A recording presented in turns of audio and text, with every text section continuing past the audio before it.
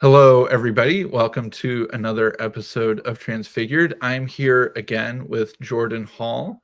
This is our second conversation. The last time we had a conversation, it was really pretty quickly after you had announced your conversion to Christianity. I believe the subject of our conversation was Christianity is the religion that's not a religion. Sort of playing off a phrase that you and John Vervaeke had used together in some of your previous conversations.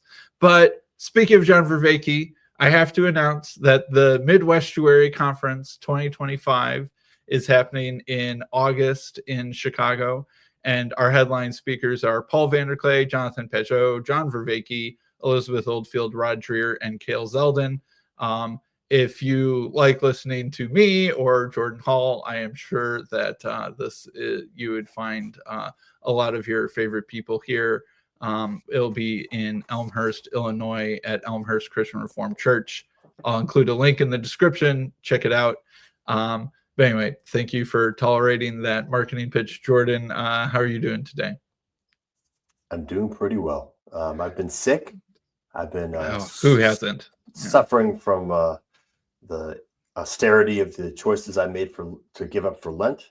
Pulled a muscle in my neck. It's been brutal, but for some reason, about 2 hours ago, my body just sort of settled into one higher level of convalescence, and so I'm actually feeling pretty good. Good.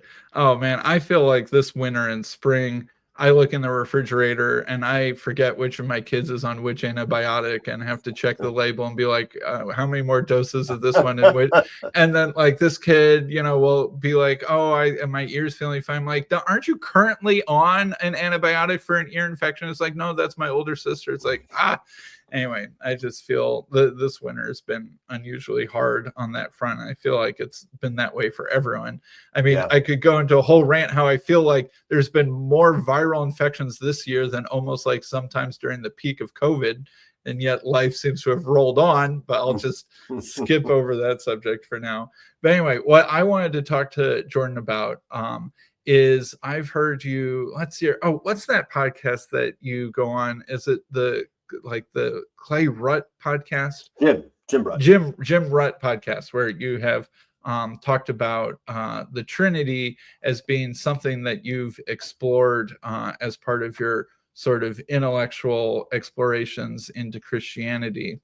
And as most of my audience will know, I am a non-Trinitarian Christian. And so I am curious to hear Jordan's thoughts on how he processed the Trinity, because I know that for thoughtful thinking, critical-minded people, that doctrine can often be one of the harder pills to swallow. And so I'm curious how you thought about it, how you integrated that, how your studies of the church fathers influenced that. And so that'll be our main topic for today. And so I guess my first question I'll ask you is, I remember you saying, I forget to whom, that when you were kicking the wheels of Christianity, so to speak, you basically read all of the church fathers just in sequential. And so I'm wondering, what was that like for you, and how was that experience, and what were some of the most maybe memorable things that you read? Well, it was the primary tone, I would say, is very humbling, because it revealed to me it's so funny, because it wasn't really personal and wise or informed arrogance. It was actually a culturally inherited dismissive arrogance of an entire tradition. And as I was able to engage with that tradition, even, by the way, just the beginning of the tradition, we're talking the actual apostolic fathers and the patristic fathers. I didn't even begin to get to the Cappadocian fathers until much later. I still am not through them, because that's just tremendous amount. But the recognition of, wow, we have 2,000 years of people who are not dumb by any stretch of the imagination, quite the opposite, with a level of commitment in this monastic sensibility, let's say, like a level of I'm all in, and my thought has to be clear and true, because I'm already committed to that as the nature of reality with which I'm in relationship.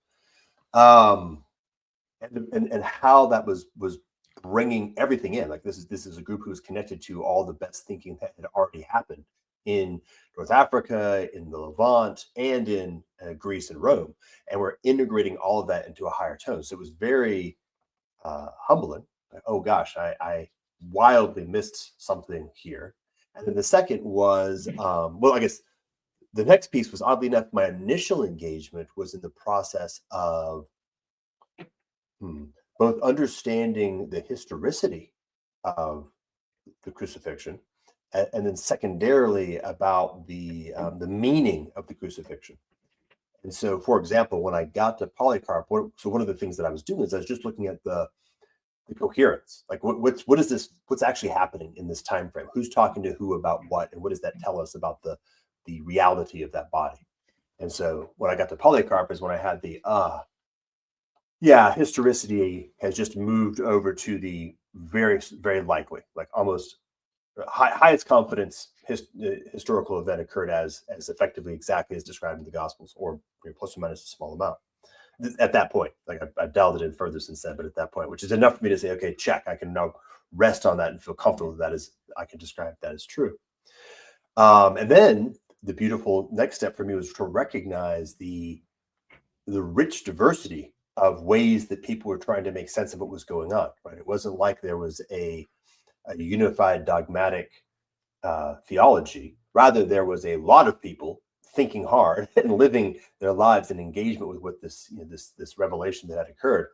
And so, for example, the meaning of the crucifixion, it just revealed to me, oh, there's lots of different people who thought about this earnestly, and many of whom had very different perspectives, and yet we're still part of the same body, which means that I don't have to have anxiety about getting it wrong within a very large space of possibility.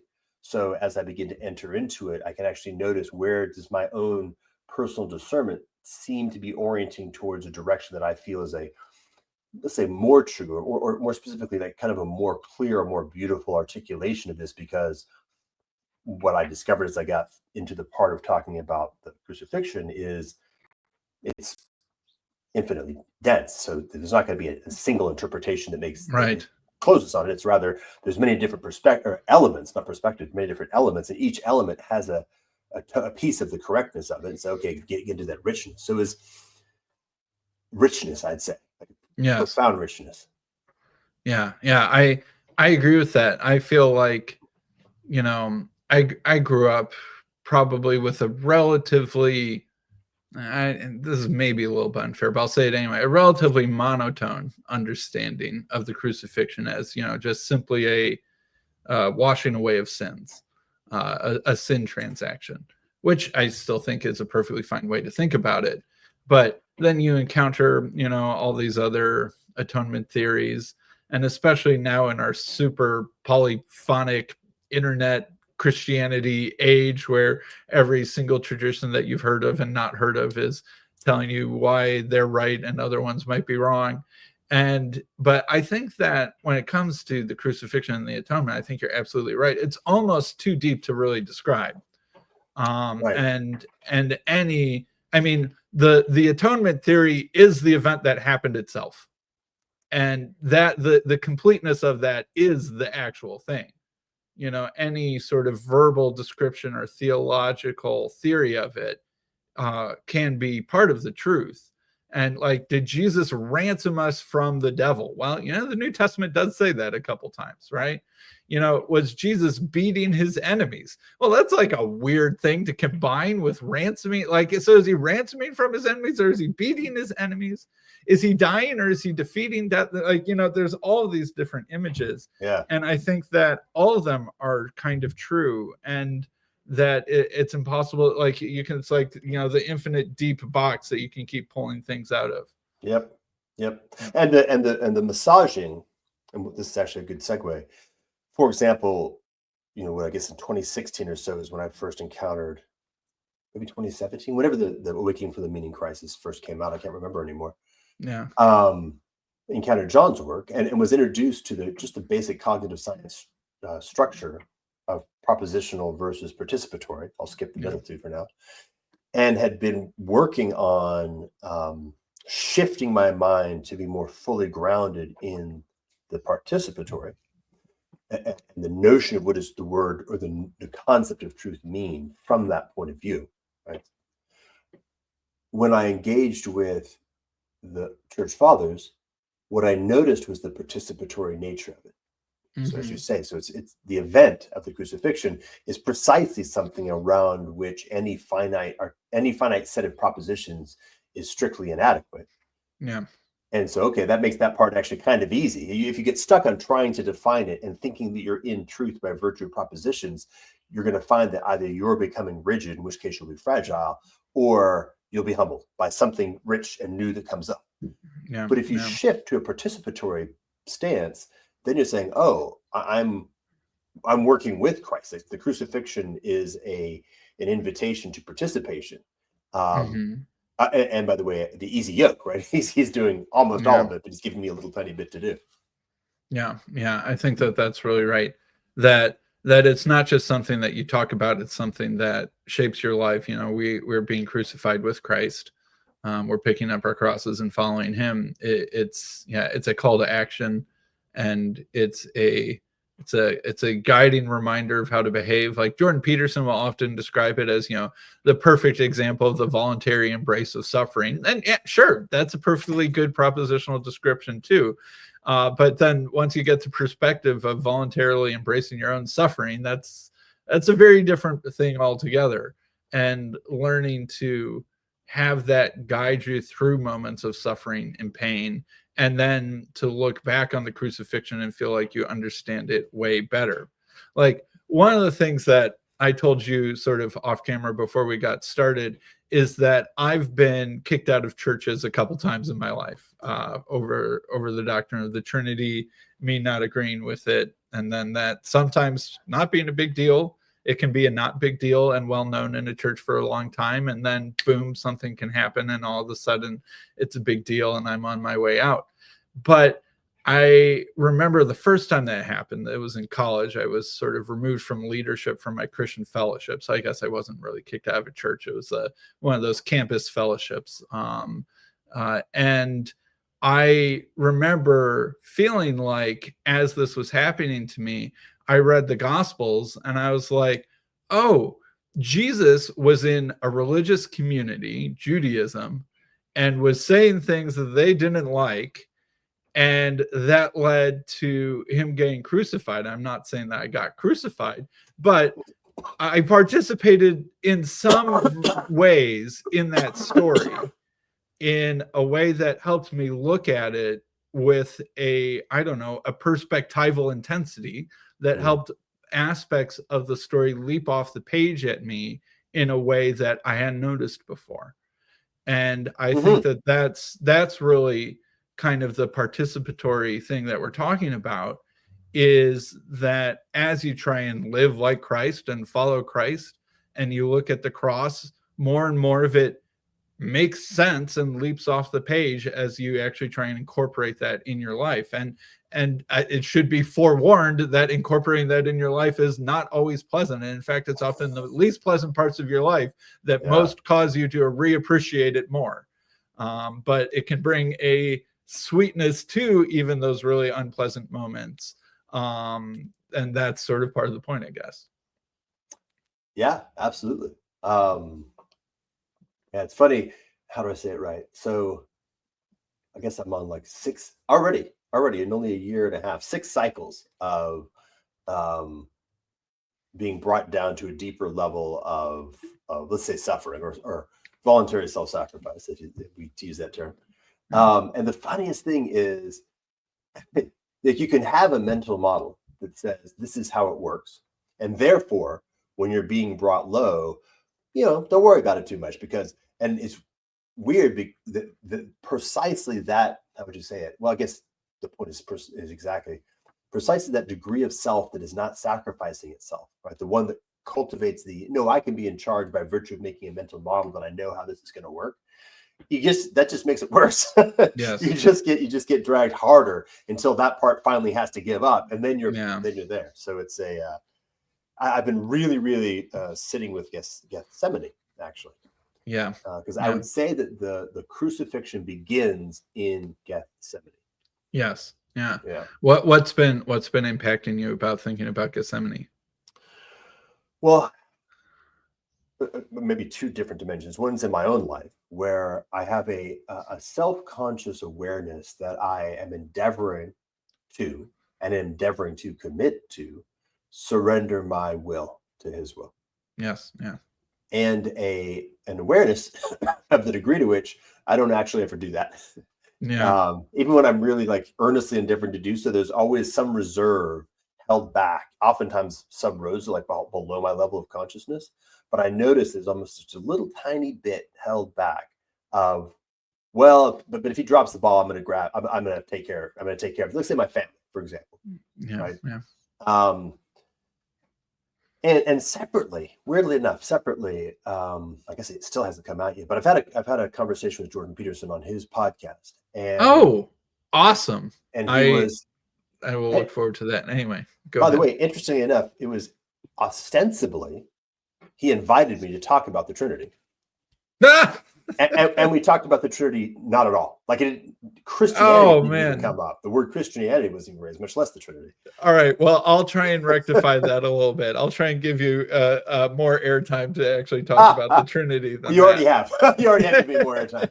But my read of it is, as I kind of was processing it, is that, oh, he's actually dodging this conversation. Not necessarily consciously, but to go into this conversation is a bigger bite than he's prepared for at this moment. That was kind of my that's what's happening. And there's a lot there. I don't want to go off on that path. But one of the things I was thinking about was this frame of voluntary self-sacrifice that he's been using. Yeah. And to recognize that there's like, if you imagine that the moment of voluntary self-sacrifice occurs on the cross, then you're actually missing a deep point. Yes. Because the ab initio of the voluntary self-sacrifice occurs, well, I guess in two places. One at the incarnation, and then the second at Gethsemane, which is to say the most important piece of the self-sacrifice is not that you're sacrificing your hand, or you're sacrificing your identity, or you're sacrificing your wealth, or you're sacrificing your ideas, but rather that you are sacrificing yourself. Yeah. You're putting your whole self before the Father and saying, not my will, but your will. And then accepting what he puts on you in complete obedience. Yeah. Once you're nailed to the thing, you're sort of locked in. Yeah. I mean, not that there are different, I mean, I don't mean to make light of that, but you're right that it's when he's in the garden, the soldiers have not yet come to arrest him.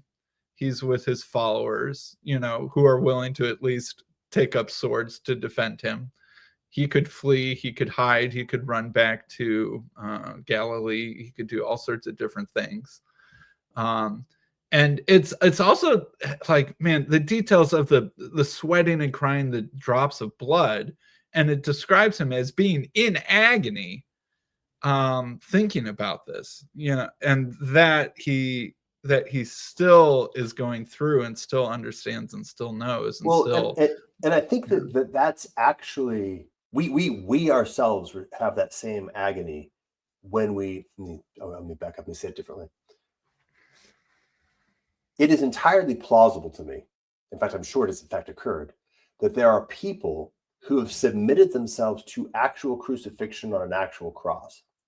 Yeah. But not in a place of what I'm calling voluntary self-sacrifice, meaning they chose to do that because at the end of the day, they want their will was that happened. Right? They created an image of what right action looks like in themselves, and they executed in that image. Now, interesting. Yeah. So, and that's the subtle piece, right? As soon as I insert my own will, regardless of what that will is, the will is I'm going to sacrifice my life to save my family. That's like a really noble thing. Yeah. No. And if that's not what God wants you to do, you're completely off, right? And so, how do you get to a place where you can actually accept maybe God wants you to witness your child die, as opposed to you saving your child?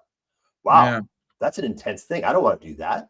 I'm more than happy to die to save my child, but to witness my child dying is something I would say I would not drink that cup in Gethsemane. But that's the actual requirement. The actual requirement is when you come to the cup that God has to give you, do you drink of that cup in spite of the fact that everything in you in this case, literally infinite in Christ's case, everything in you would say no. Yeah. Yeah.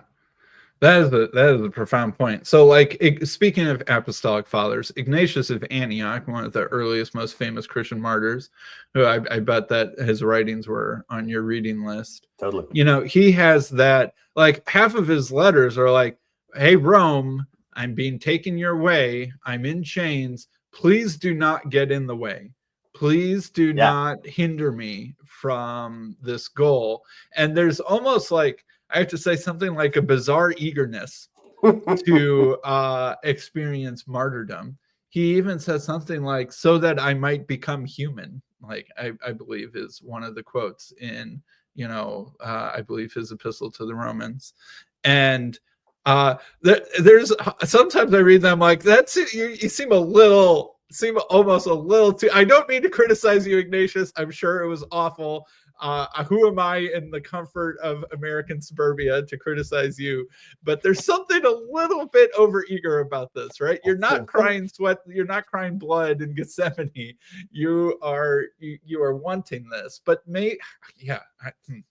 This is the question. Exactly. You can't, it's not subject to your knowing, right? You can't know. And so the question is something like, I would pray for Ignatius that in receiving this martyrdom, he was coming at it from the place of complete surrender to the Father's will.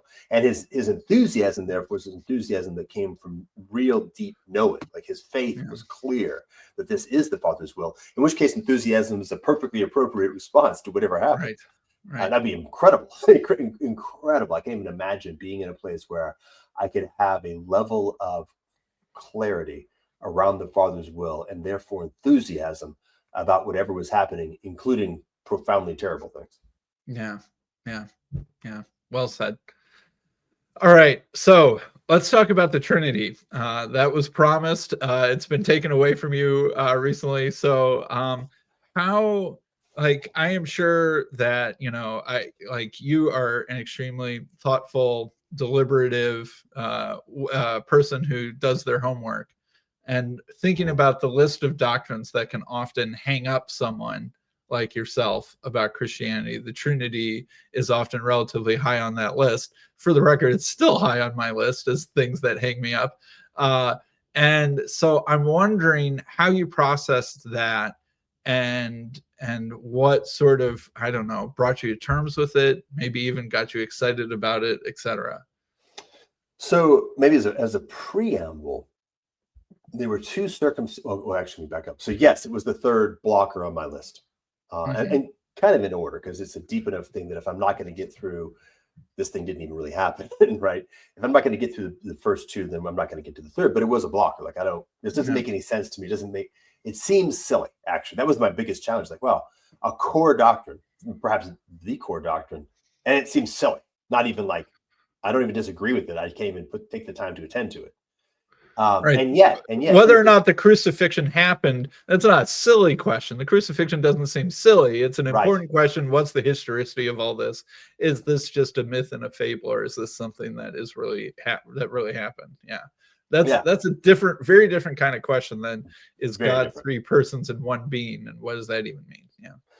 So then the preamble is, leading up to this contemplation, my mind had already been shaped to have how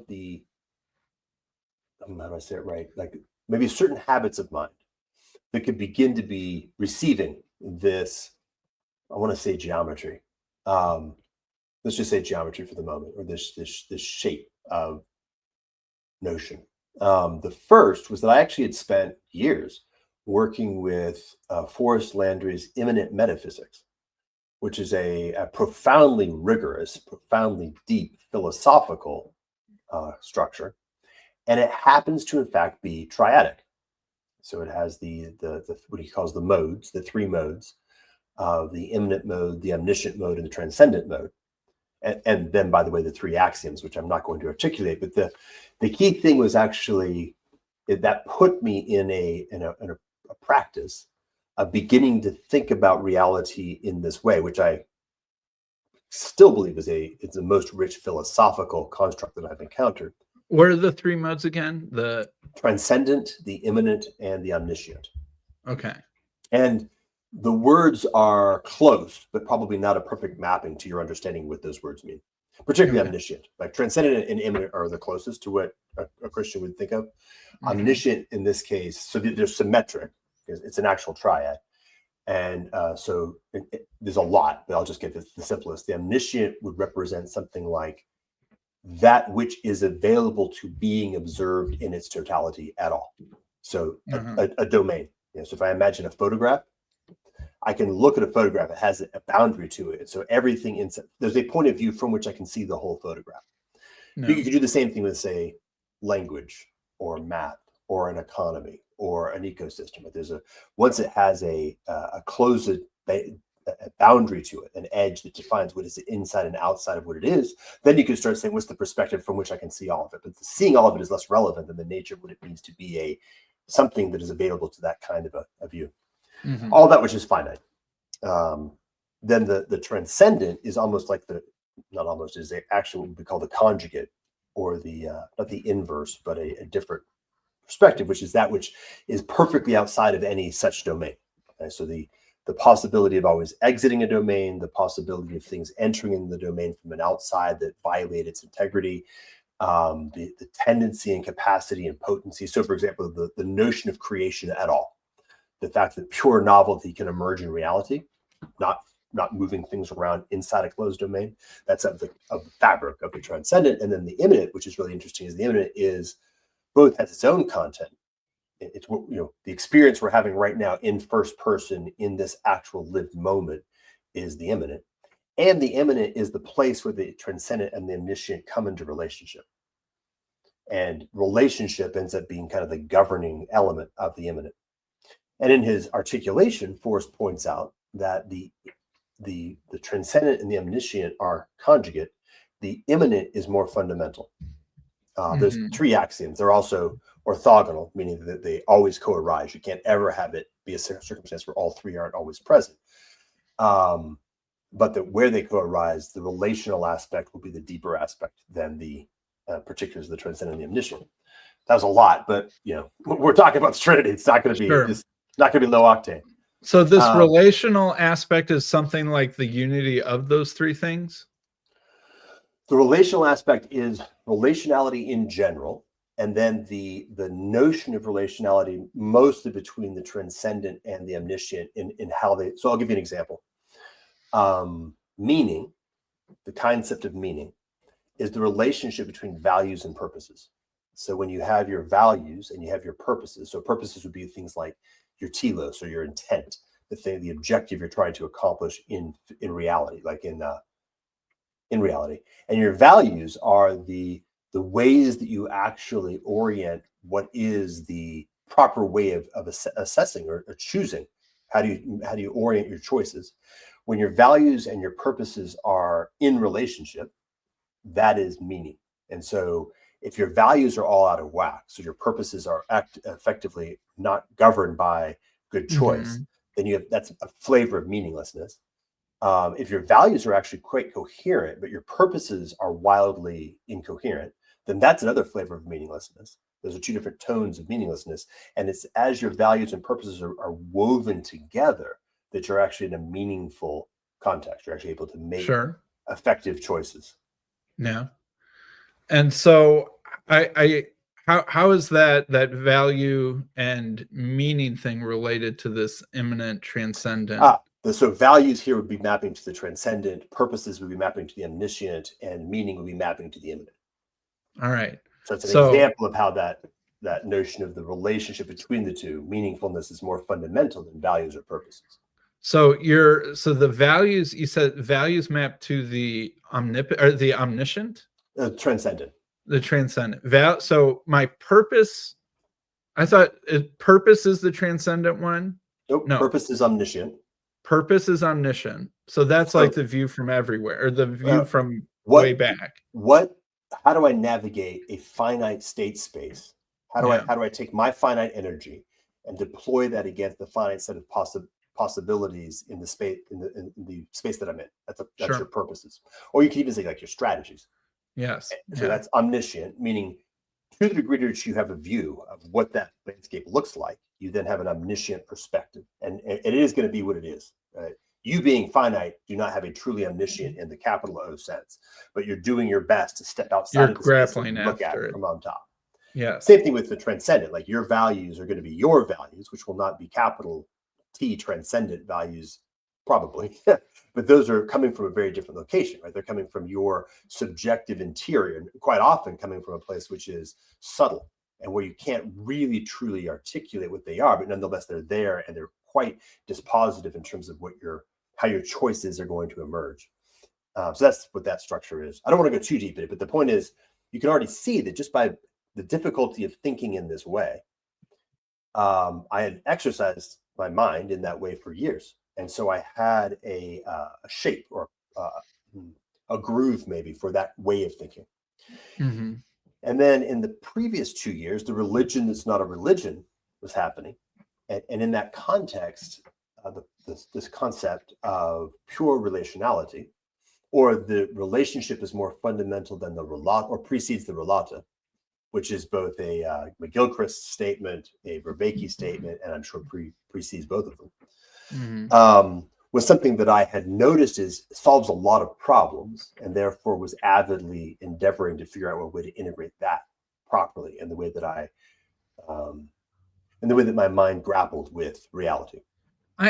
So I still wonder about that one, right? So are things more fundamental, or are relations more fundamental? And part of me like don't they have to be equally fundamental for either of those two things to exist? Because like if relationship is more fundamental, what's a relationship between?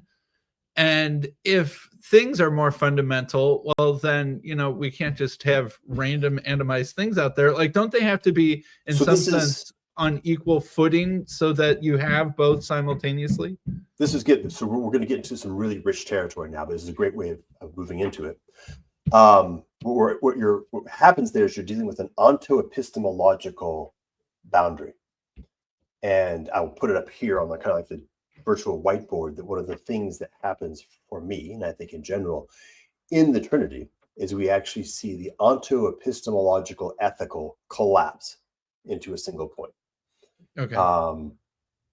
And so the onto-epistemological boundary is, if you intuitively think from a substance ontological point of view, then you will be confused about the fundamentalness of relationship, because you'll be trying to imagine relationship as a kind of substance. Okay. And of course, that is actually incoherent. You can't imagine relationship as a kind of substance. All right. But if you are not importing that epistemology, then what you notice is that relationship has an intrinsic, it's loaded already with two characteristics. One is potentiality is part of the essence of I'll use ousia. So at the essence, I'll make a distinction between ousia and substantia, just to make, because we need that philosophically to be able to talk about things of this subtlety. Sure. The essence of relationality includes what and with Rutt I talked about, is like the proto-relata. And so when I think about relationality, the concept itself includes proto-relata, which is to say there is no relationship that does not have relata. But relationality, qua relationality, includes within itself proto-relata as part of its actual essence. Or let's say the potential, or the invitation, or the necessity is already called forth. So when you have relationship, it calls forth the relata intrinsically. You can't not have that, but it's in the proper order that the relationality is. So this is, oddly enough, going back to Forrest, he has three basic axioms, like three basic rules. The first one we just talked about, which is called axiom 1, by the way. We're getting very esoteric, but the idea that the omniscient and the transcendent are conjugate, and the immanent is more fundamental. So and the immanent, by the way, is relational. The third axiom is that the three modes are orthogonal, meaning that they're non-interchangeable and non-fungible, but they're also distinct and fully interdependent, meaning you can't replace them or change them for each other, but they were always going to be co-present. So, and yeah, they're equally co-present. So you've got both tones at the same time. You've got they're equally co-present. There's no notion. There's no moment at which the immanent is without the omniscient and the transcendent. But in terms of proper order, the relationality is more fundamental in terms of how these the identity or the characteristics of the transcendent and the omniscient set themselves. Another way of putting it is that the context is more fundamental than the content. And another way of putting it. It's not exactly right, but it's close. So if I'm understanding you correctly, you're saying something like, in order for relationships between relatia to be possible, you have to have something like the concept of relationship prior to things. Yep. And that you can imagine relationship without thinking about the things that are related. Without the particular things. Exactly. Without the particular things. They can just be X and Y, right? Just fill in the blank variables. And so that's why relationship is somehow more fundamental than the things that are related. And also, by the way, notice, because the nature of relationship is so, there's an invitational element, meaning that to conceive of relationship, you're immediately brought into a relationship, meaning you're brought into an engagement with the relata, like the relata are struggling to emerge and to become clarified, even in the effort of trying to conceive of it abstractly. And that's important, right? Because that includes this element of, let's say, from the transcendent, the element of generativity, the element of process and of creation and novelty and of possibility, that a reality that is governed by relationality has those characteristics, because relationality is where those characteristics come from. Okay. All right. Yeah. So as a, and I did not perceive the Trinity through this lens at all initially. I just didn't have a conception of it at all. So as I begin to engage with the Trinity, which of course is a relatively late formulation in terms of a theological formulation, but as I start engaging with the Cappadocian fathers primarily, I zoom around and so I take a look at it from a variety of different points of view. I don't necessarily do it purely temporally, but that's where I was like, okay, I got to wrestle with these guys, because that's where it really started being hammered out. And I noticed, of course, that they were directly tapping into Neoplatonism. So I was like, okay, I can import what I understand from Neoplatonism into this. And so I could begin to do some mapping. And then it dawned on me, I was like, oh, they're saying something that is a deeper version of what John and Iain and Forrest have been saying. So it gave me I could import all of this toolkit that I was just describing to understand what they were talking about. And then the whole thing began to just drop. It's like, oh, okay. I once I moved into that stance, which by the way is the same, very profoundly the same thing as the participatory stance. Once I moved into that stance of, oh, I am now in a participatory relationship with what they are describing, the Trinity, it began to, be much, much less of a silly thing and much of a, oh shit, is this actually the kind of the key? Is this the thing that brings it all together? And I also had the ability to start connecting dots. Like, how do these things that seem wrong or contradictory or paradoxical, how do they actually fit together properly? Because I now, in some sense, had the toolkit or the habit of mind or the shape of mind to do it. And then the experience I had was a very specific experience where I don't even remember, it wasn't even that long. It was like in the order of maybe 4 weeks, pretty intense 4 weeks, but 4 weeks of deep dive. And at a certain point, I was really, really thinking about it. And I can't remember exactly what the content, what I was thinking about was, but I actually had the experience of kind of being immersed, like very much participatory, like, oh, I am not thinking about this anymore. I am actively participating in, I'm engaging with this. It's not a concept anymore. Like, I'm no longer in mental evaluation of concept space. I'm now in immanent relationship, not in relationship space, immanent relationship. Oh, with what? Or particularly with who? And then there's a presence, like a feeling of, oh, I am in relationship with the divine here. And all of the ideas, like everything that happens in intellect, mind, the way that mind engages with thought and reality. It's hard to explain, but the feeling analogy is, imagine that you had I'm looking out a window right now. my screen right here, and right above it is a window. And behind and through the window is a landscape, hills and trees. So imagine that I saw that landscape as a puzzle. I mean, like a jigsaw puzzle. And the pieces are being put in place. And so, puzzles have the seams between the pieces. You can see the shape of the puzzle piece as part of the foreground, even as the picture is part of the background. And then imagine you put in the last piece. When you put in the last piece, not only does the picture move into the foreground, but the actual themes go away entirely. And it's no longer a puzzle that you're looking at, but rather you are simply actually present to the reality that you're in. And that's kind of like what the experience was. Great. So what are the puzzle pieces that you're putting together, and what's clicking, and what's that meaning for you? The puzzle pieces, I think, are maybe best understood from a Kantian perspective as the phenomenal, or the categories of experience, the degree to which there's a thing, we're intermediated relationship with reality when we are engaging with reality through intellect, through understanding.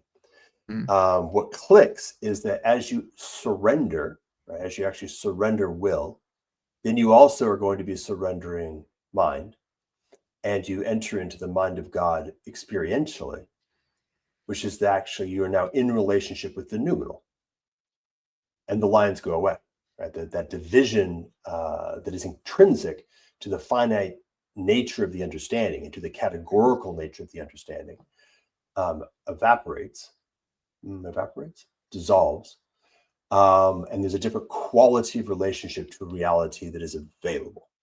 Yeah. So if I'm trying to repeat some of what you're saying, so in Kant, there's always the distinction between the thing in itself and what you're perceiving, right? What's going on in your mind is something like a model, an approximation, and attempted guidance towards interacting with the actual arena. I guess I don't know if that would be mapping to the eminent and the transcendent and what you said earlier or not. But, this awareness that what I see is in some sense in my head, but it also in another sense, it's being generated by what's out there, but I'm not actually seeing what's out there. It's my own internal head's tools, sensory perception and processing to help me navigate the out there, but I'm not actually seeing the thing in itself. I'm seeing the image. And that and then your next step was, if I'm submitting my will to God's will, right? And we talked about that. That's connecting back to the Gethsemane thing.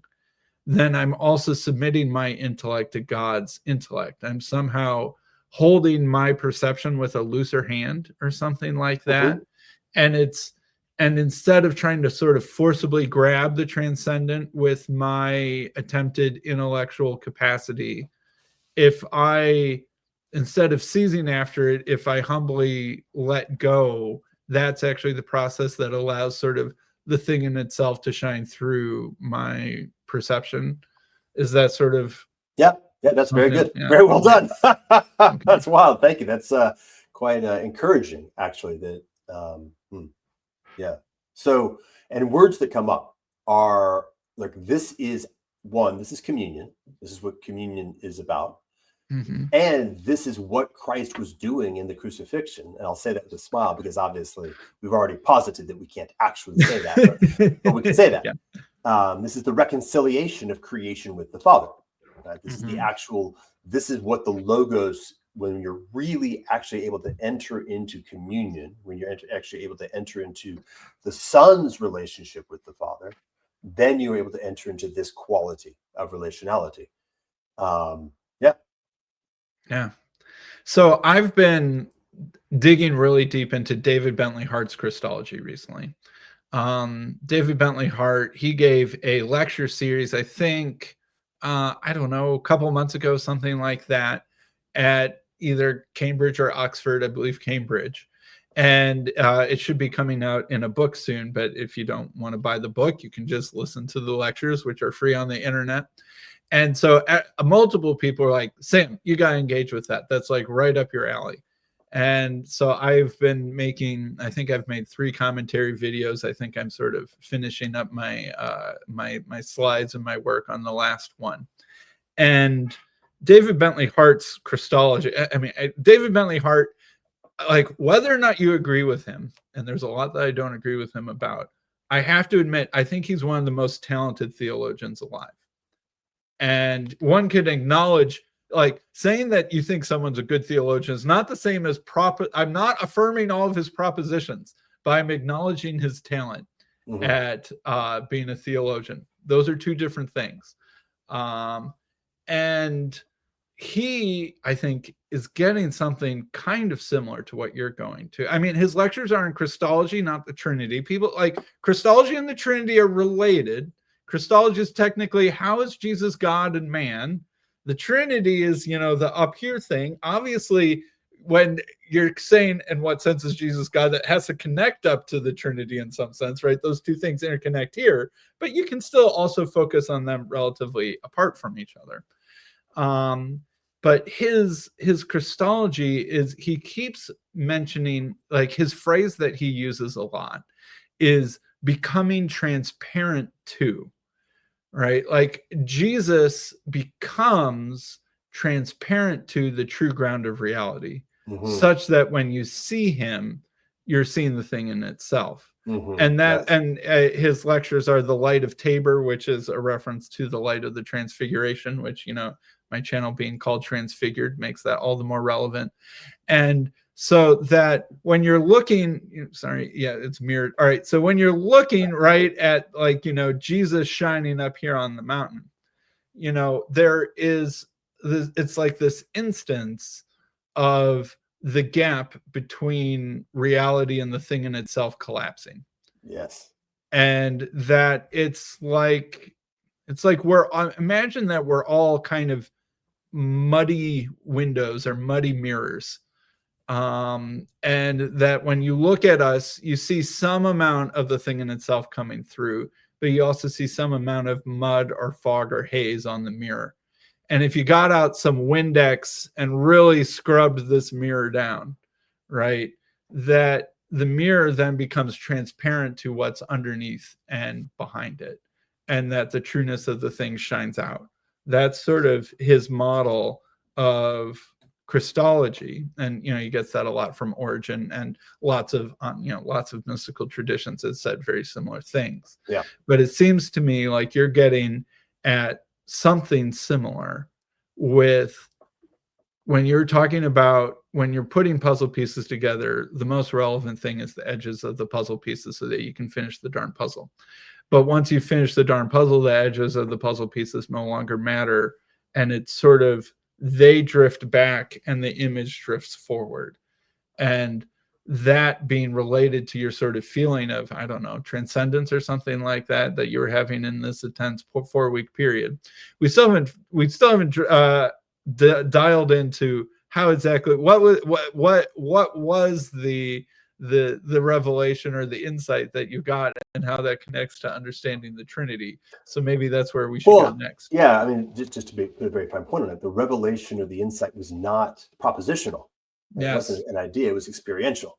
So it was, and when the puzzle piece, the foreground, it wasn't that the piece shapes, the edges were backgrounded; they actually went away.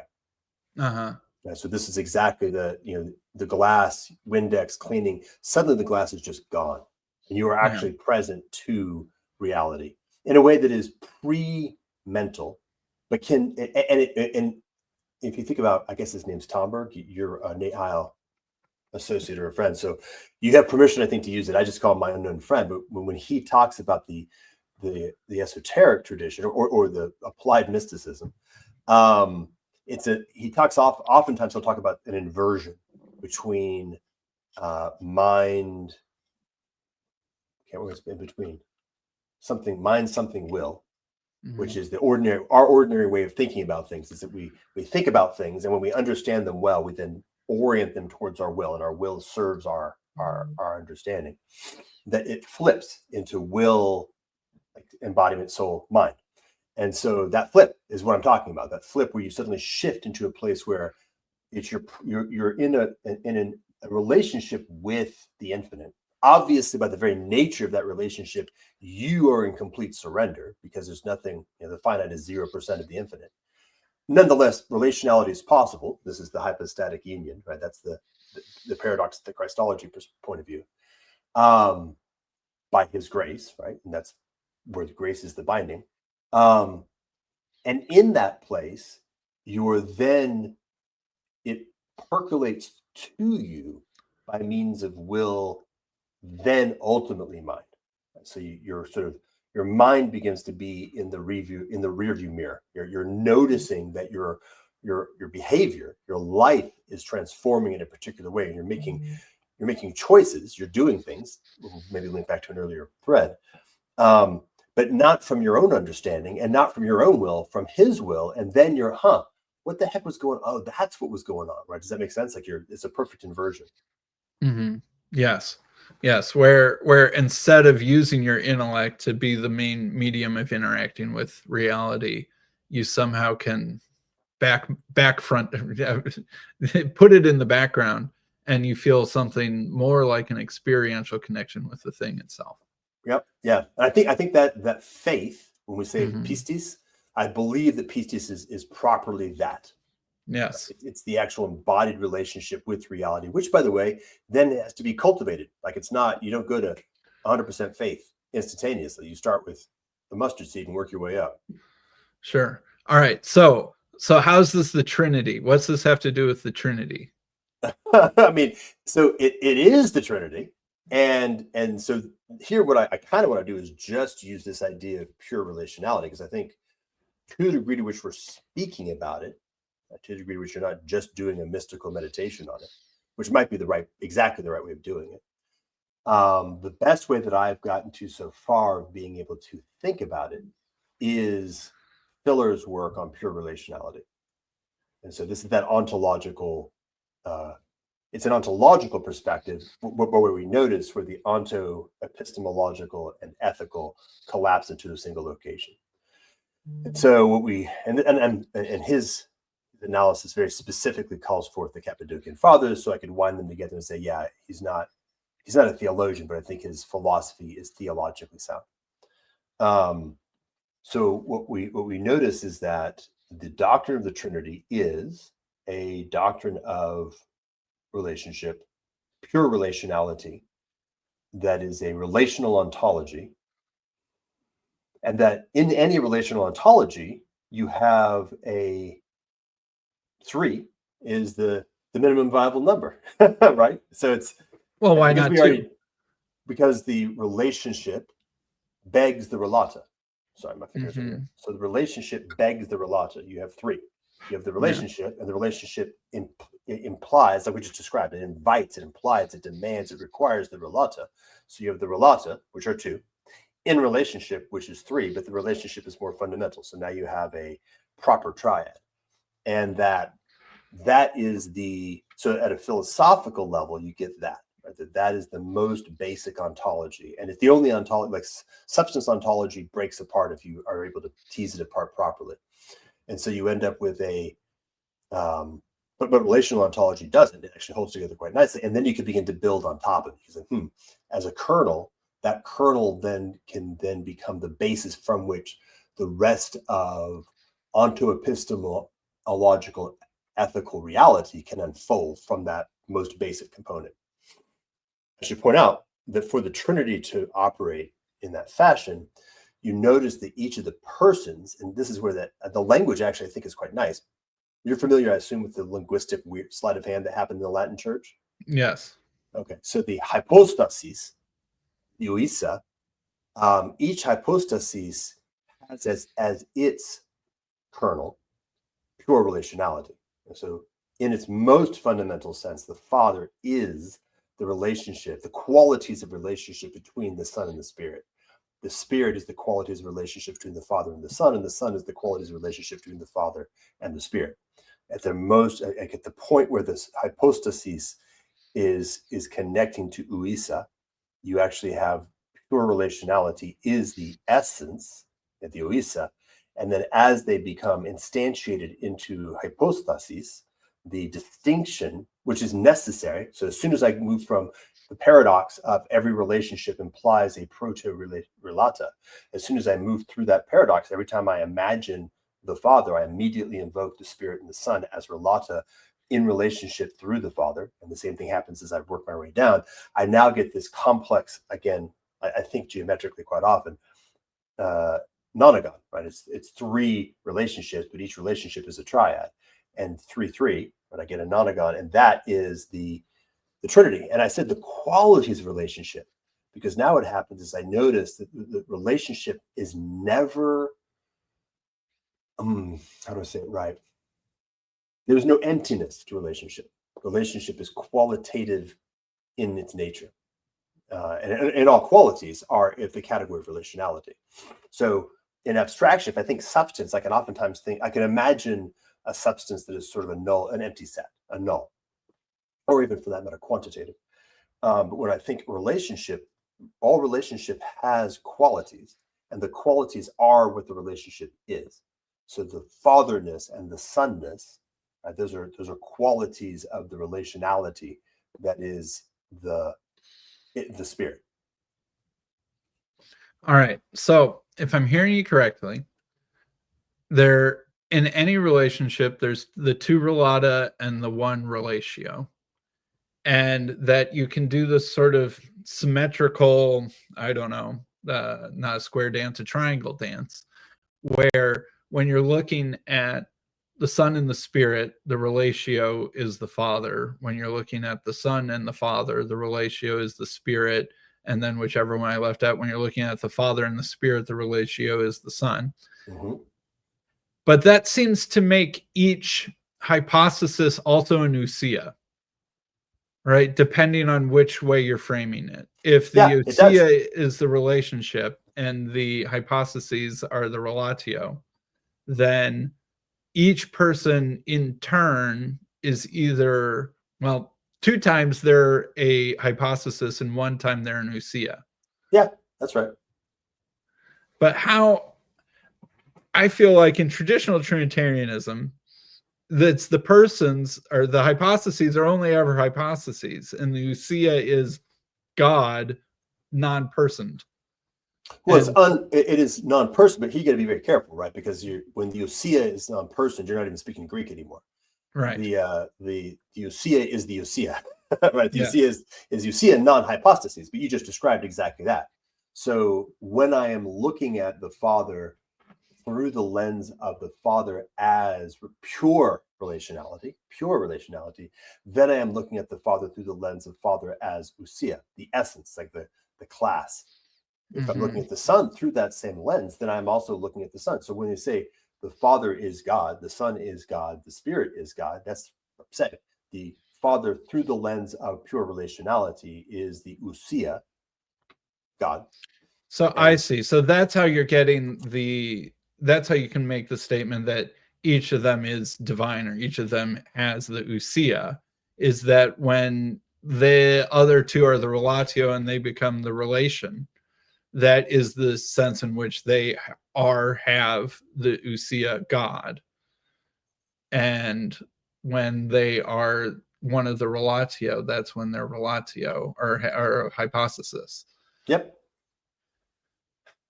But it seems all right. So one thing, like maybe I'm still doing some sort of weird substance ontology problem, but I'm feeling a sense of risk of infinite regress, right? If I say that the relationship between, I'll say the relationship between Son and Spirit is the Father. Okay. Well, then I ask, well, what's the Father? The Father then is one of the relationships, or is one of the relatio, if I got Son and Spirit over, or Father and Spirit over here. And then I put that in, and I put that variable into the relationship. Well, then all of a sudden there's two things in between. And then if I look at the relationship over here, like it seems to like fold in and on itself in a way that might cause some sort of combinatorial variable explosion. That is a substance ontology slip. So as soon as you sort of visualize the relationship as an identity, as a substance, then you have this infinite regress. But as soon as you recognize that if your ontology accepts the notion of relationality as an ontological element, in fact, in this case, an ontological primitive, that is not substance at all, but rather is, and that's it, like right there, that shift, the ability to actually even think that at all is, as far as I can tell, the thing. And by the way, as far as I can tell, the most important thing. It's actually the hardest thing to do, particularly for us contemporary Westerners, is to make that shift. And I can't do it reliably, but I noticed that I did it. So sometimes, and it's interesting, I even noticed like a shift in my experience of my own experience of myself when I make that shift. Let's see if I can go back to, because your example, when you were doing the example, I was with you. Like, I was, okay, I'm in that mental, that's what's happening. So let's see. So I have the Father. The isness of the Father is pure relationality, which is to say that it is a context that qualifies the relata, in this case, Son and Spirit. And that the context is pure context. It is not again reified as a content. When I take it as content, so I now have the Father in relationship with the Spirit, the content, it is the case. Remember I said, I see it now as a nonogram, like the triad recurs on each other. As soon as the Father moves into the place of pure relationality, what happens in the qualities of that relationality is produced, or is not determined by, but is a result of the consequences, or God, this is hard to say. Yeah. I think I keep going. I think I'm following you. the content of the context. That's the right way of putting it. So the Father as context, the Father as relationship between Son and Spirit, is in a meaningful sense determined by the Father as relata on either side of the other two triads. But when you're moving it into the characteristic, and we could just say as ousia, like when it's coming from ousia, you're then getting, let me say, this is the key. When you think of relationship from a substance perspective, you will begin to think of the relationship as determining the relationality. But when I think, let's just be very concrete, like when I imagine I am holding a glass of water and then I am drinking it, it is proper to say that it is the water and me that are making it into a beverage. If the glass was empty, there would be no beverage. If I was not thirsty, there would be no beverage. Right? The beverage is somehow produced in that relationship. But notice that the beverage is a quality, not an identity. Beverage is what happens when you bring me and water into relationship. Yeah, it's sort of like it's like, is that purpose sneaking into the value or something like that? Yeah, I think it might be. Yeah. So that notion of the epistemological and the ontological and the ethical, they congeal into this state where the purpose and the value and the awareness of that fact is simultaneous. So I think that example is actually quite good. You say, hey, is there a beverage here? That's a substance question. You're like, well, there's water and there's Jordan. And when Jordan and the water enter into a relationship, the name of that relationship is beverage. But if I separate Jordan and the water out, there's no more beverage.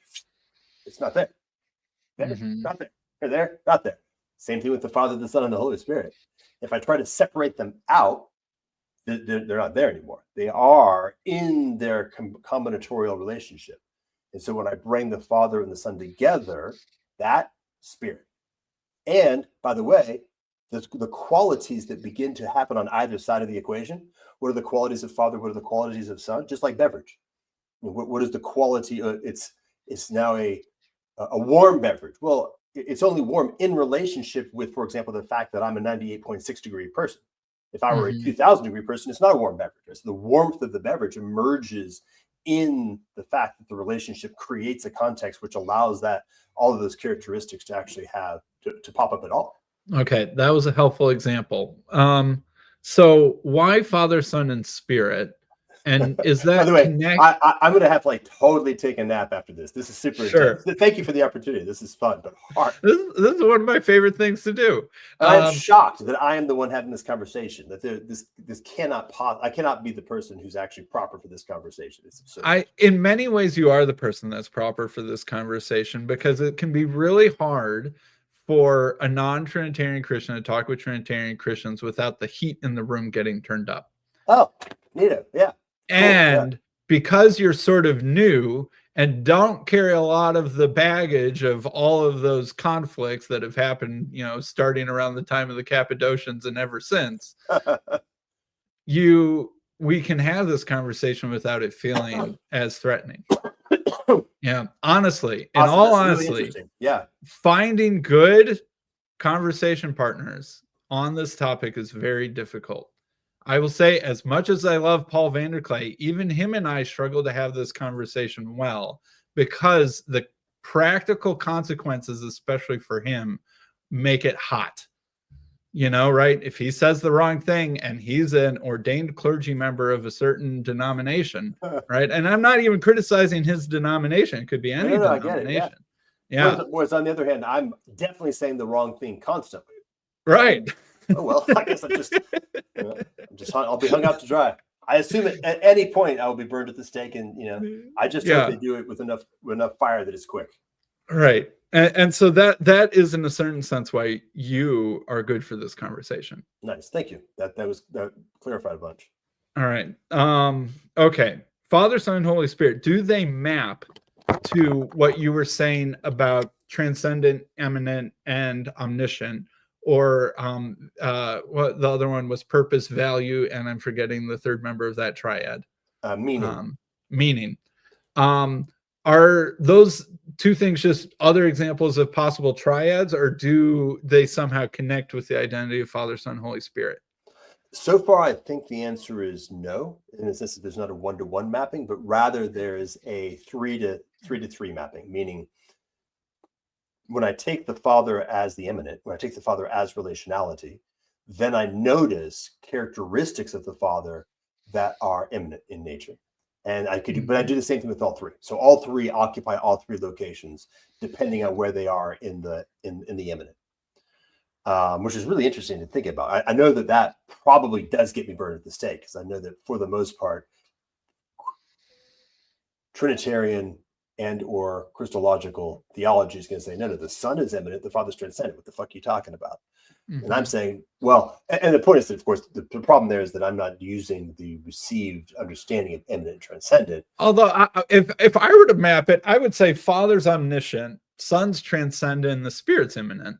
That would makes the most intuitive sense to me. You could totally do it. Yeah, you could totally do it, because of course, my primary experience of the Trinity is the Spirit, right? The Spirit is in me. I can be with the Spirit and can't help but be with the Spirit all the time. So from that point of view, the immanence of the Spirit is very present. And yet I can flip it around. I can say, okay, well, but I also am in relationship with the fact that reality hangs together. I'm in relationship with the fact that I can say stuff and it means stuff, which is to say the logos. And that is extremely present to everything. My experience, the fact that I have a phenomenological experience at all, is the logos. Okay, so that's immanent to me. And I live in a reality, and that reality is ordered, and that order is present to my capacity to navigate that reality. And that reality has a continuous, I participate in creation continuously, whether I want to or not. Well, that's the immanence of the Father. So I think as I've thought through this, and it's by no means end, I've actually been engaging with Forrest, Landry, the philosopher I mentioned earlier, on exactly this question for the past few months. I don't think it's a simple mapping. I think it's a complex mapping, which doesn't bother me. That feels okay. That's just a deeper understanding of what's going on. Now, but why Father, Son, and Spirit? Yeah, why isn't that's just a perfectly symmetrical triangle thingy, right? Yes. Like, there still seems to be, differences, like, and uniquenesses of Father, Son, Holy Spirit, and then uniquenesses of them when viewed as relatio or relation. And so where does that come from? How do we make sense of that? How do you fit that in? Well, let's just do Father, Son for the first part. So when I look at the quality, so remember, and that's chronologically correct, right? So the father-son relationship in Christian history always gets hammered out first. It's always right. the first one that's focused on. So remember this move we had with beverage or water, Jordan, beverage. Yeah. So what happens when I bring father and son into relationship, right? So when the spirit is the relationship that we're working with, I notice that the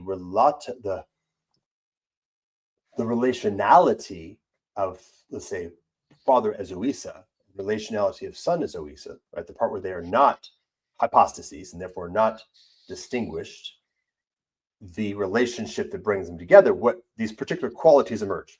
And so fatherness, sonness, as far as I can tell, contains two elements. One element is a quality of relationship that has ordinality to it. In other words, father is senior to or generator, right? He has a location that is prior to son in a geometric sense. Yeah. You get that. I mean, I assume that that's not okay. Yeah. And has this sense of genitive or genetic. In other words, it has a sense of continuity of self with difference in form, or I don't mean that in the Platonic sense. I mean it in the sense of genetic, right? Obviously. So my son, which we mentioned earlier in May, is not me and is also me, right? And that kind of that qualitative distinction. Yep. And then what I notice is that from the point of view of the father, like if I take the father from an immanent point of view, and I notice that things that seem to be of that element are things like order, right? The transcendent order of reality as brought into reality, or brought into reality, not even creation.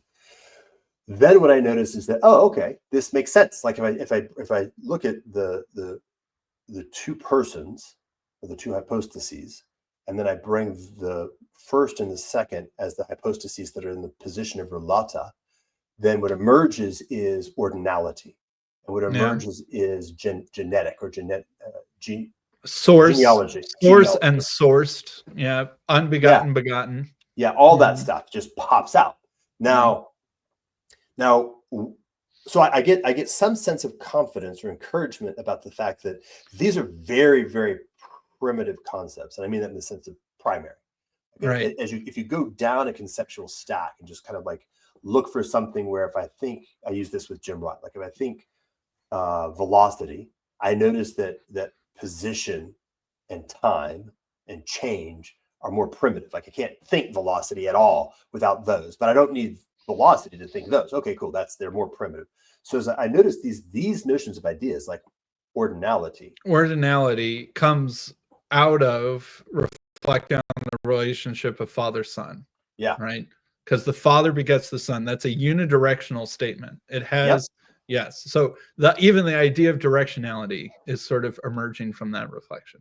So and remember this idea of like proto-relata. If we try to, this is so intense. If we try to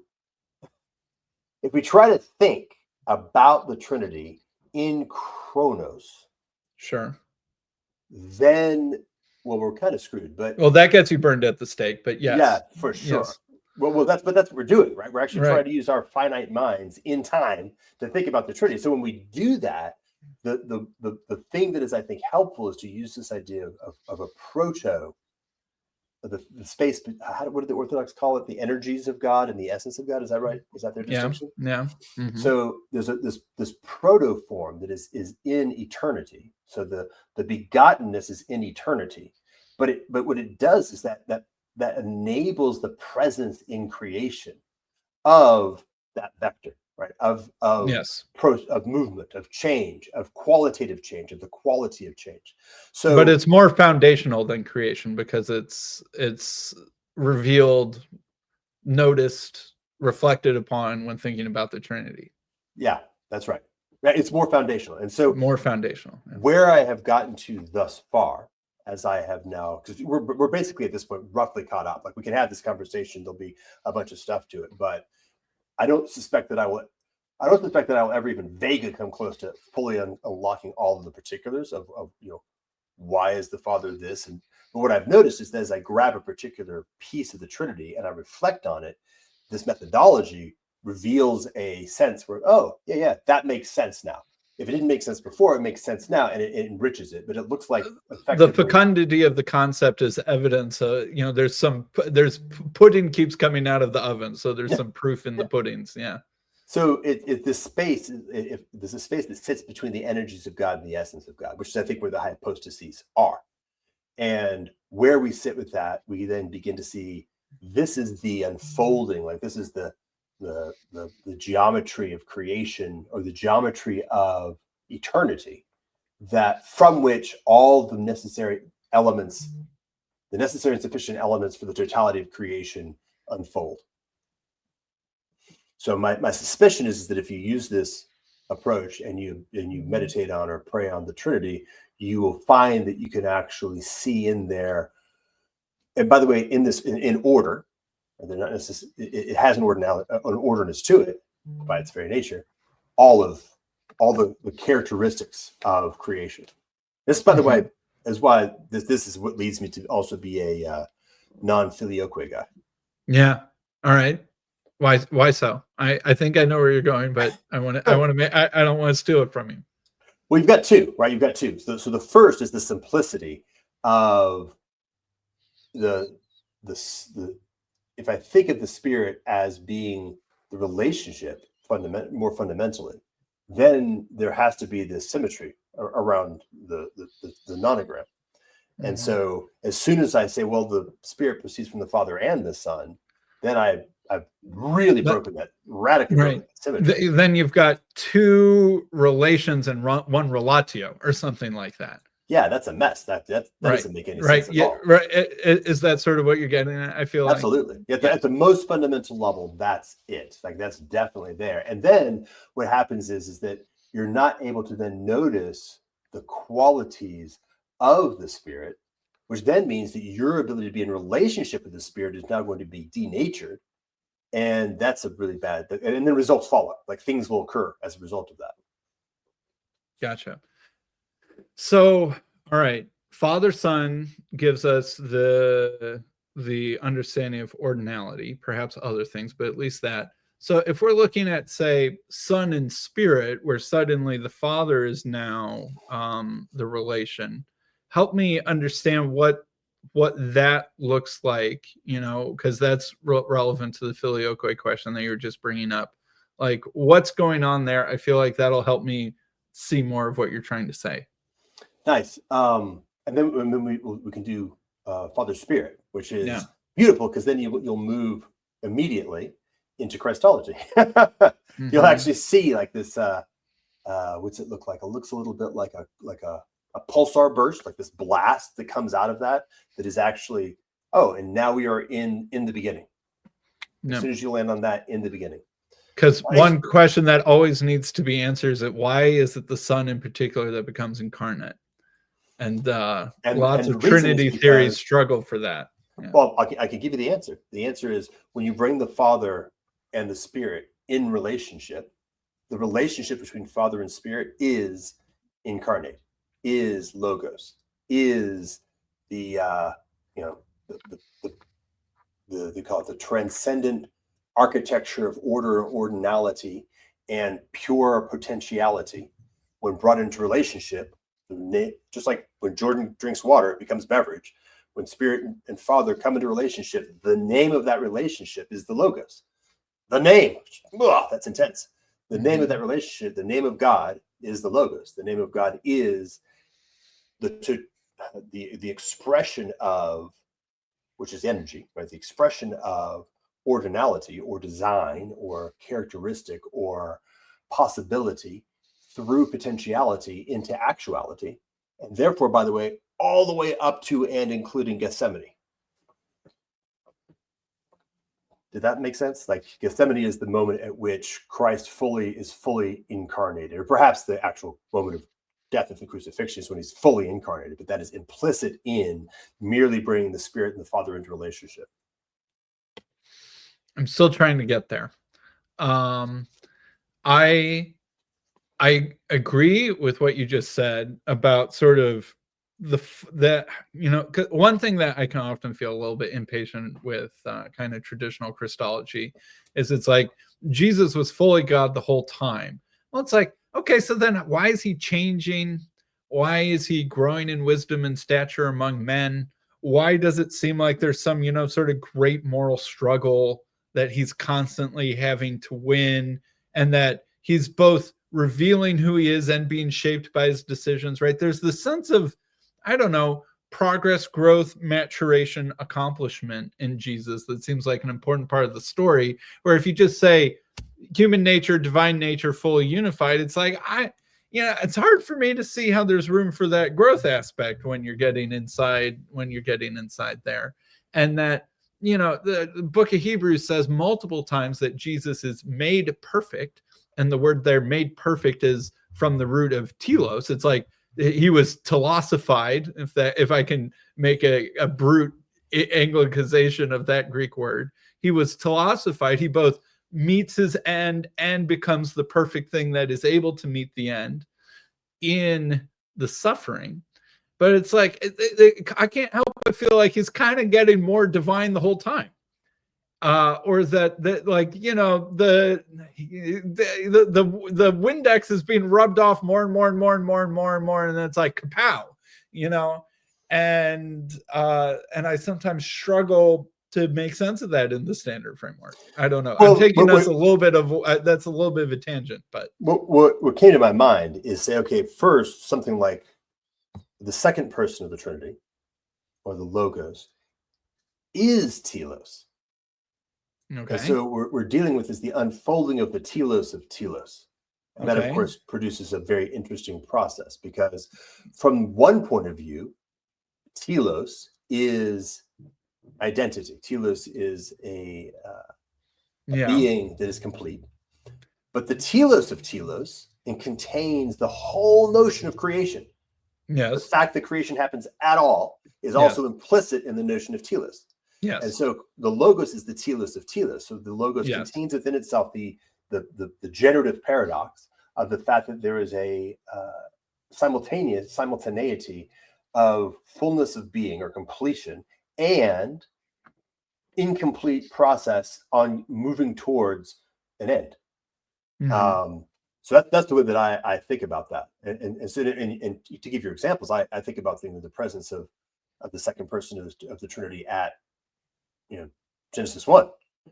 And he was also present then and active then, right? We're not talking about just before the foundation of the world. He was present in the Word. Boom.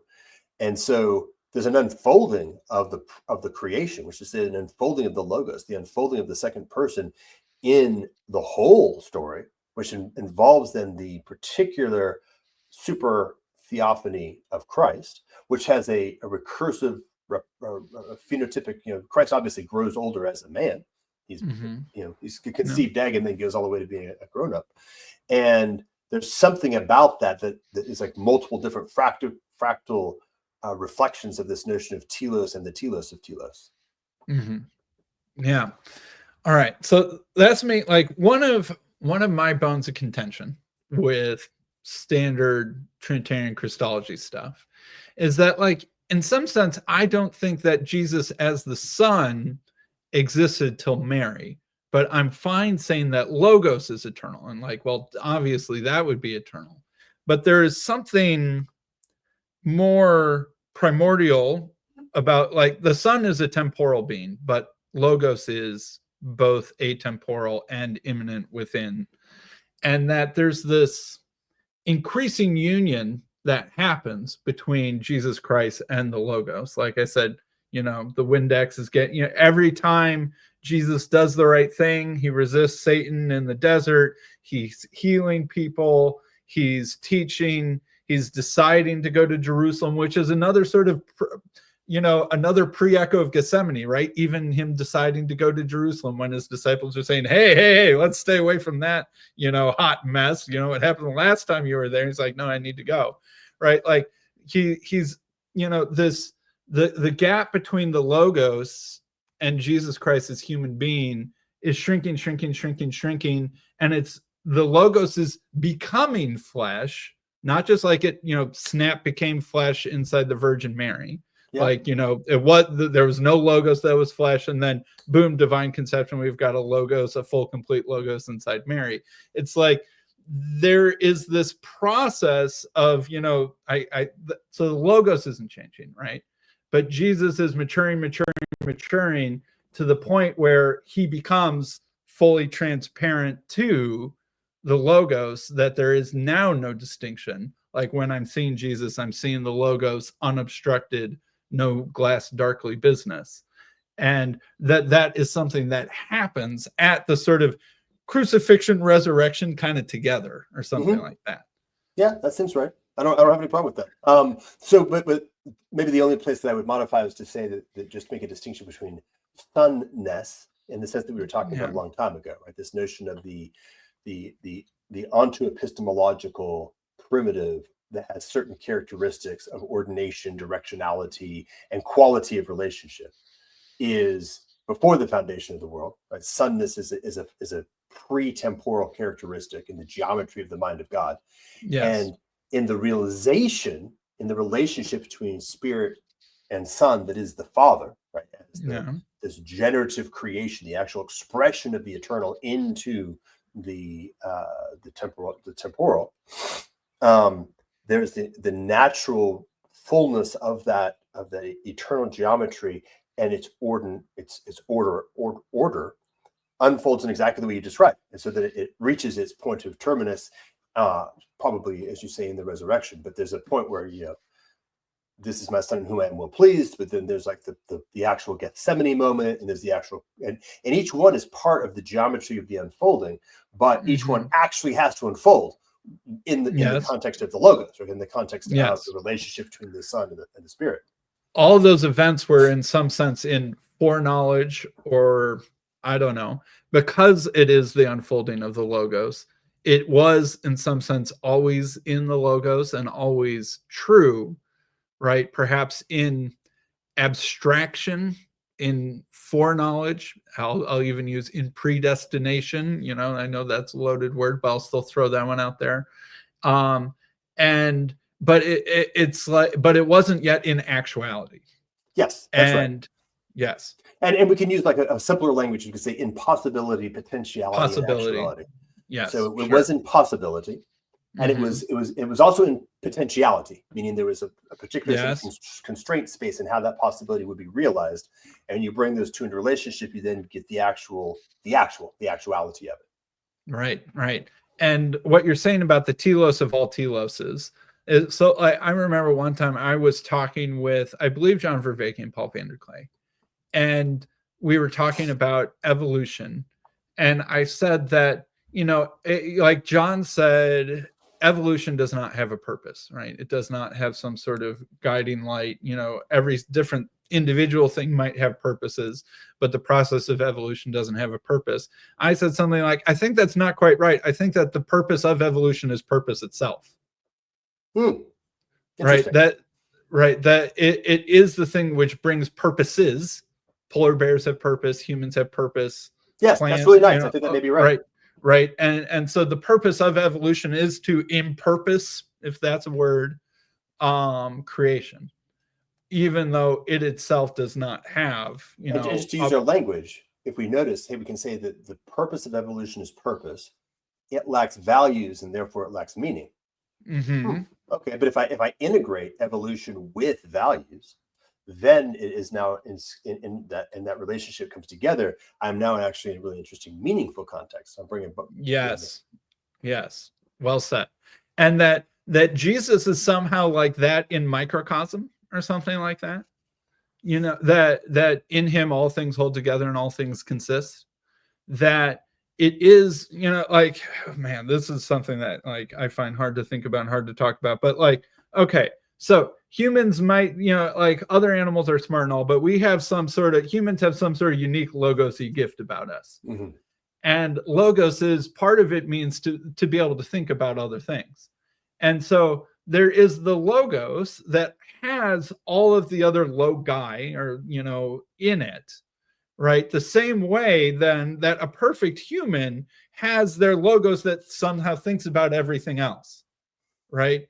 And in that same way that, evolution, the purpose of evolution is purpose, that has sort of the forms of all the different animals and the end of creation in it. And that's sort of the unraveling, and that evolution is just sort of like perhaps our name for the telotic tug of logoi on individual things, the container of which is the logos itself. That Jesus is both, he is both an individual logoi as a human being, but the unique thing about a human being is that we have logos within ourselves, and so that we are both one of and the container around all logoi, and that Jesus accomplishing his own purpose is also bringing forth the accomplishment of the purpose of the entire show. Yes. Or something like that. Yeah. Yeah. The will of the Father. The will of the Father. Right. But it happens through submission. It happens through not my will, but your will be done. Right. And because this is, go ahead. No, you say. How else could God's will be done if we are to have some sense of will in ourselves as images of him? Like the only thing, like, again, this is a weird omnipotence paradox. The only thing that God needs from us to accomplish his will is our submission of our will to his will. Yep. But precisely our free submission, right? And that subtlety is critical. And that's because his will requires that. Right. And it's not that our will ceases to be a will. Nope. It is, in fact, that it achieves the fullness of what it means to be a will. And it's the, him who exalts himself will be humbled, but he who humbles himself will be exalted. Right. You become most powerful when you are most self-emptying. And the fullness of that is Jesus giving himself up on the cross and thereby becoming the logos of logoi made flesh. Something like that. Yeah, something like that. Nice. Something like that. All right. I should wrap this up pretty soon. Because my brain's fried. I'm not quite sure how I'm going to go to work after this. Might need to go for a walk. But I don't know. Any last closing thoughts you want to say? Anything that you feel like you haven't gotten to fully express yet? Oh, I mean, that was the wrong question, probably. We're going to have several more conversations before we have fully expressed everything that can be expressed. But at least two. One, I think we should give gratitude to your child for giving you an opportunity to have a decent night's sleep last night. Yes. Yes. Two, I really appreciate the opportunity to get to know you. It seems like there's maybe something about you that is revealed to me in the fact that we could have this freaking conversation at all. Like it's not a trivial thing. And I don't mean that in terms of just like, yay, and I like you, but also like, oh, I get a real sense of who you are because we were in it. Like this is a real deal. Yeah. It was kind of like I played a lot of sports. It's like when you play somebody in a sport, let's just go with basketball one-on-one, you get to know them in a very particular way because there's something just about the nature of that encounter that reveals a lot. So you reveal yourself profoundly. And I really appreciate, I think that now I understand much, much better what you're talking about in terms of being kicked out of church for being honest and requiring clarity and truthfulness.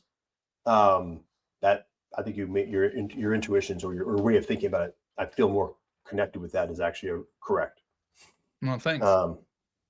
And then is there anything else?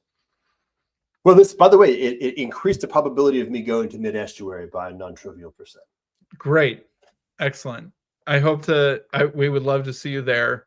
I think that these events are more fun when you recognize more faces in the crowd that you've previously just seen on little screens and get to have that sort of embodied interaction.